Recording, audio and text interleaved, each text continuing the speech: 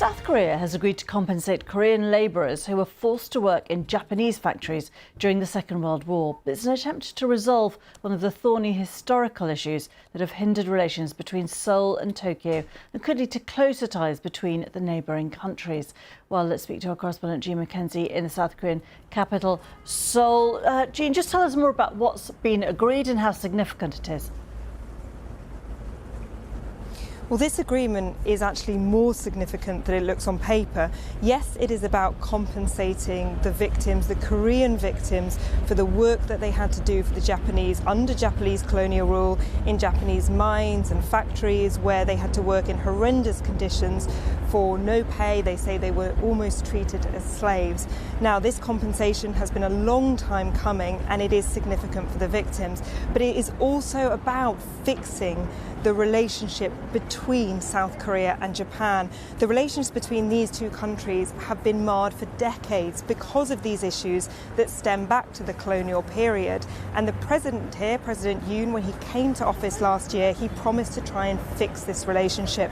Now, that meant resolving this issue of forced wartime labour because it is one of the final sticking points.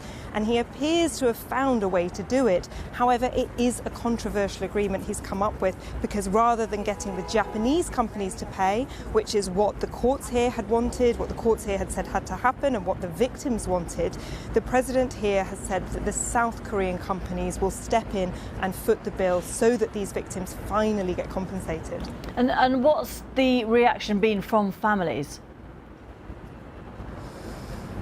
The victims and their families are bitterly disappointed because they wanted the Japanese to pay. That is what they have been fighting for many, many years now. Some of them even today are saying that they won't accept this money.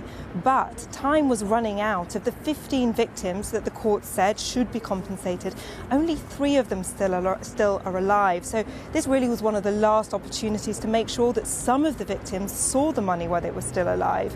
And as we've been saying, there are much bigger issues at stake here, namely the issue of security in East Asia.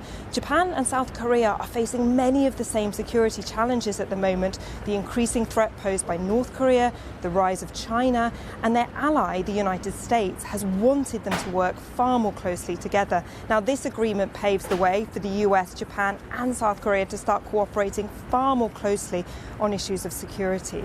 So, yes, the victims are upset with this agreement, but it is being seen as a diplomatic success here in Seoul and in Tokyo. Jean Mackenzie there in Seoul. Thank you very much indeed.